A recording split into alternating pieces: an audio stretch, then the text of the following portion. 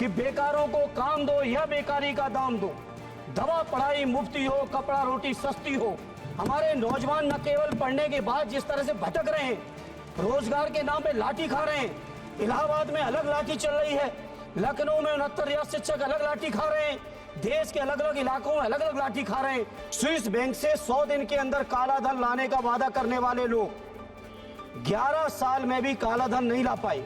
किसानों के ऊपर ऐसा तांडव या तो अंग्रेजों के शासन में कभी हुआ रहा होगा या आज भारतीय जनता पार्टी के शासन में हो रहा है। अगर किसानों के ऊपर कहीं 10-20 हजार रुपए भी छूटता है तो उनके लिए पुलिस से वसूली कराई जाती है। सभापति जी, माननीय वित्त मंत्री जी द्वारा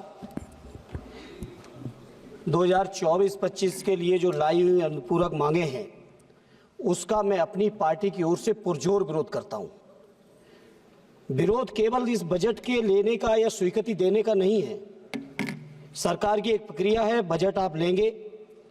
सवाल इस बात का है सभापति जी कि जिस मुद्दों पर, जिन बातों के साथ, जिन वादों के साथ आज ये सरकार दिल्ली में बैठी है, मैं पूछना चाहता हूं कि हर साल 2 करोड़ रोजगार देने का वादा करके आजाद भारत की सबसे ज्यादा बेरोजगारी दर अगर कभी हुई है तो आज की तारीख में है।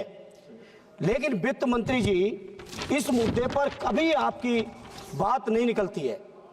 पप्पू भाई चर्चा कर रहे थे काले धन की, मैं उनकी बात का समर्थन करता हूं। स्विस बैंक से 100 दिन के अंदर काला धन लाने का वादा करने वाले लोग 11 साल में भी काला धन नहीं ला पाए। सभापति जी, हमारे किसान भाइयों को स्वामीनाथन जी की सिफारिशों के अनुरूप उनकी फसलों की लागत का 1.5 गुना समर्थन मूल्य देने का कानूनी वादा करने के बावजूद ये केंद्र की सरकार ने आज तक उस कानून को लागू करना तो बहुत दूर की बात, अगर उसको लागू करने की मांग करने के लिए किसान चलते हैं हरियाणा से तो संधू बॉर्डर पे ही रोक दिए जाते हैं, नहीं मानते हैं तो जेलों में डाल दिए जाते हैं, उन पर फायरिंग की जाती है, ढोंग करने के लिए फूल भी बरसाए जाते हैं, उसके ऊपर से फायरिंग कर दी जाती है। अगर कोई राजनीतिक दल यहां से सदन में बैठे हुए अगर हमारे माननीय सांसदगण मिलने की कोशिश करते हैं उन किसान भाइयों से जेल में जाकर, तो हमारे किसान भाइयों को भी उस जेल तक में नहीं मिलने दिया जा रहा है। किसानों के ऊपर ऐसा तांडव या तो अंग्रेजों के शासन में कभी हुआ रहा होगा या आज भारतीय जनता पार्टी के शासन में हो रहा है। वित्त मंत्री जी, इस बात का मुझे बड़ा अफसोस है, एमएसपी आपने नहीं जारी की।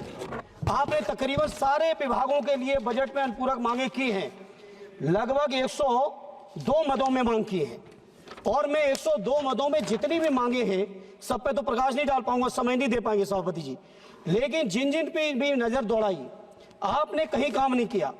किसानों की बात करो,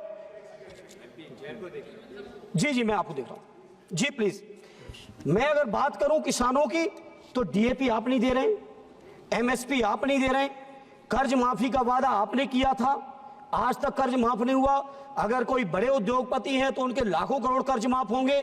अगर किसानों के ऊपर कहीं 10-20 हजार रुपए भी छूटता है तो उनके लिए पुलिस से वसूली कराई जाती है आपकी सरकार के माध्यम से। इसे मैं इस मौके पर मांग करता हूं अपने किसान भाइयों के लिए, जैसे समाजवादियों ने कभी व्यवस्था बनाई थी, सदैव नेताजी ने उत्तर प्रदेश के अंदर किसानों को पेंशन देने का काम किया था। हम चाहते हैं केंद्र सरकार हमारे किसानों को भी पेंशन दे, हमारे मजदूरों को भी पेंशन दे।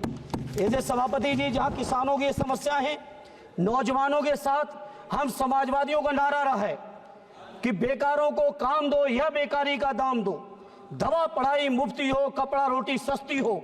मैं अपने नौजवानों के लिए मांग करता हूं केंद्र की सरकार से कि प्राइमरी से लेके, नर्सरी से लेके और पोस्ट ग्रेजुएशन और रिसर्च तक की हमारे नौजवानों को पढ़ाई मुफ्त कराई जाए। हमारे नौजवान न केवल पढ़ने के बाद जिस तरह से भटक रहे हैं, रोजगार के नाम पे लाठी खा रहे हैं, इलाहाबाद में अलग लाठी चल रही है, लखनऊ में 69 रियासत शिक्षक अलग लाठी खा रहे हैं, देश के अलग अलग इलाकों में अलग अलग लाठी खा रहे हैं, उनके नौजवानों को लाठी ना मिले बल्कि सरकार की ओर से नियुक्ति पत्र मिले, ये हमारी आपसे प्रार्थना है। आज उत्तर प्रदेश के अंदर अकेले हम बात करें 2 लाख से ज्यादा शिक्षकों के पद खाली पड़े हैं, तो ये केंद्र की सरकार के लोग जवाब दें, आखिर उन पदों को कब भरने का काम करेंगे। पेट्रोलियम के दाम के नाम पर लगातार ये सही है कि प्रधानमंत्री जी की बात का विश्वास देश की जनता ने किया, उनकी बातें, उनके भाषण पे लोगों ने भरोसा किया, हमें विपक्ष के होने के बावजूद स्वीकार करने में संकोच नहीं है। लेकिन वित्त मंत्री जी जब इतना भरोसा किया है तो आखिर उस भरोसे को पूरा करने की जिम्मेदारी किसकी है? इसलिए मैं आज आपसे कहना चाहता हूं, पेट्रोलियम के दामों का सवाल है, कृपया जब यूपीए की सरकार थी सभापति जी तो बहुत लंबी लंबी बातें की गई। उस समय पेट्रोल का दाम केवल 70 रुपए था 14 में, और आज बढ़ के 100 रुपए हो गया। सभापति जी अभी तो शुरुआत कर पाए हैं, कृपा करिए। डीजल का दाम केवल 57 रुपए था उस समय, आज 90 रुपए है। सभापति जी इसी तरह से नहीं, I will decide whether it is a warning or final. I will decide, please. No, I have given him a lot of opportunities. I am giving you 30 seconds. Please conclude. सभापति जी, Okay, 1 minute. Please conclude. Gas का दाम 1200 था, sorry 400 था, आज 1200 हो गया है। इसी तरह से पेट्रोलियम से लेके तमाम चीजें, प्रधानमंत्री राहत कोष के लिए मैं प्रार्थना करूंगा माननीय वित्त मंत्री जी। हेलो, हम लोग सांसद लोग चिट्ठी लिखते हैं, सभापति जी आप भी झेलते होंगे, 30-40 लाख लोगों की आबादी है और केवल 35 लोगों के लिए कंसीडरेशन होता है। हालांकि बजट से नहीं जाता है, आप बजट से देना चाहो दो प्रधानमंत्री राहत कोष में, लेकिन मेरा अनुरोध यह है सभी सांसदों की ओर से कि 35 की सीमा बढ़ा के इसको अनलिमिटेड कर दो गरीबों के इलाज के लिए। ये कोई मेरी अकेले व्यक्तिगत समस्या नहीं है। मनरेगा के मजदूरों को रोजगार दो, अग्निवीर की स्कीम को लागू करो वापस। इसी तरह से रोजगार सेवक, आंगनबाड़ी, आशा बहुएं, पंचायत सहायक, शिक्षा मित्र, अनुदेशक, रसोईया से लेकर जितने संविदा कर्मी हैं, उन संविदा कर्मियों का मानदेय बढ़ाओ, उनको स्थायी करो। और एक आजमगढ़ की जो मेरा अपना संसदीय क्षेत्र है, लगातार मैं वित्त मंत्री जी कह रहा हूं सदन के माध्यम से, जब तक मांग पूरी नहीं होगी मैं लगातार इस मांग को विशाल पाटिल जी।